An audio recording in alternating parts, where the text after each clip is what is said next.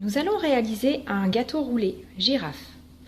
Pour les ingrédients, nous avons besoin de 4 œufs, 100 g de sucre, 100 g de farine, une cuillère à café de levure, une cuillère à soupe de fleurs d'oranger et du Nutella. Battre les jaunes d'œufs avec le sucre.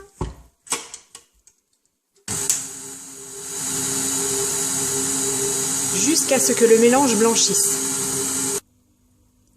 Ajouter 100 g de farine et la levure, bien mélanger, puis ajouter la fleur d'oranger. Voilà le premier mélange obtenu. Nous allons maintenant battre les blancs en neige. Changement de bol donc, et pour les blancs en neige, et la petite pincée de sel pour laquelle je n'ai jamais su à quoi ça servait, mais je la mets quand même. Et voilà, c'est parti mon kiki.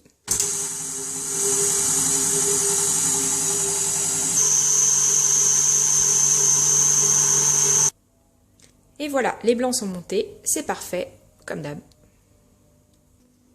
Nous allons incorporer les blancs d'œufs au mélange précédent, délicatement à la maryse.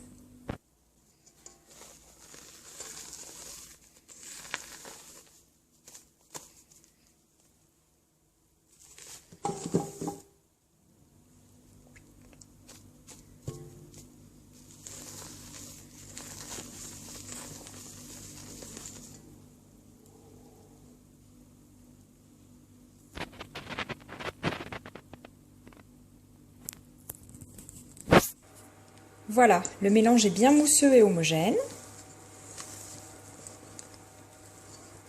Nous allons maintenant en extraire une petite partie pour tracer les petites bandes de la girafe. À l'aide de la poche à douille, nous allons tracer les dessins de la girafe. Grande première.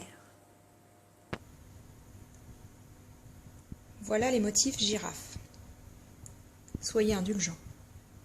Merci. Nous allons enfourner le dessin girafe au four à 180. Pendant ce temps, nous allons préparer le reste du biscuit en ajoutant 3 cuillères à soupe de cacao dans le mélange restant. 2 minutes au four ont suffi à 180. Nous allons maintenant déposer le mélange chocolaté. Délicatement, nous allons recouvrir les motifs.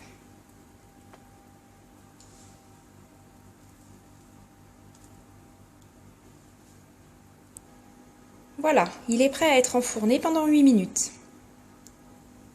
Voilà, le biscuit est cuit, je vais le rouler avec le torchon humide. Démoulage en direct.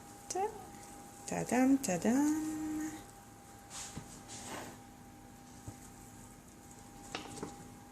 Tadam, tadam, tadam.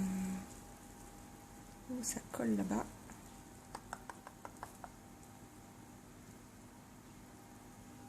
Tout s'est bien décollé. Et voilà, tout s'est bien décollé. Donc, je préconiserais peut-être 1 minute de plus pour la cuisson des rayures. Voilà.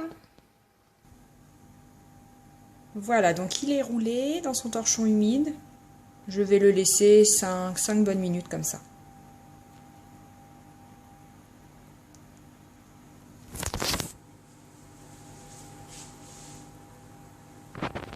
Bon alors, c'est le bêtisier avant l'heure. J'ai roulé dans le mauvais sens.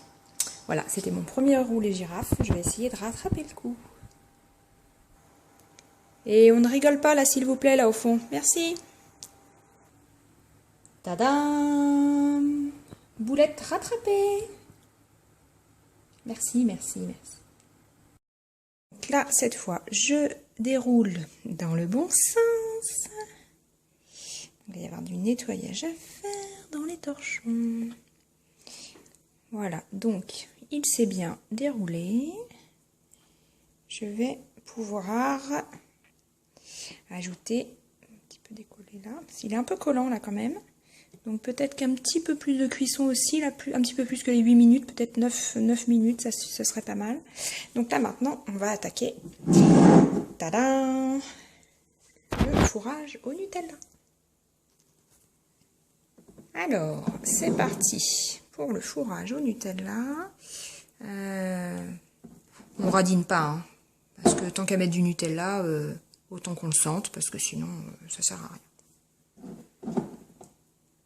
Le pot de 1 kg ne va quand même pas y passer, il ne faudrait pas exagérer. Hop, j'en connais qui sont au régime, d'autres comme moi qui devraient y penser.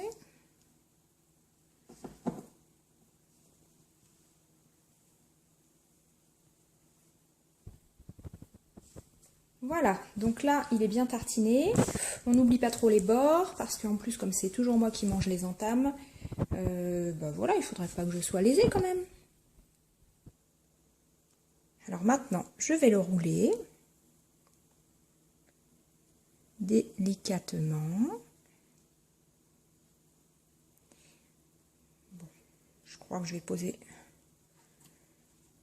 le téléphone, ce sera peut-être un petit peu moins chaotique. Tadam! Et bien le voilà. Écoutez, en toute modestie, je trouve qu'il est vraiment pas mal. Je pense que mon fils va être content pour son anniversaire, pour ses 10 ans. Voilà. Est-ce que je vous dis que je vais faire une chantilly pour manger avec? Non, ça serait un petit peu abusé. Donc je ne vous le dis pas.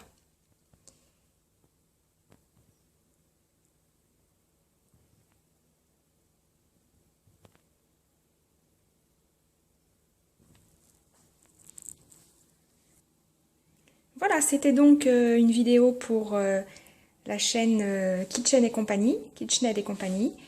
Et je vais vous filmer également la recette pour un petit peu plus de détails parce que je n'ai pas été toujours très précise.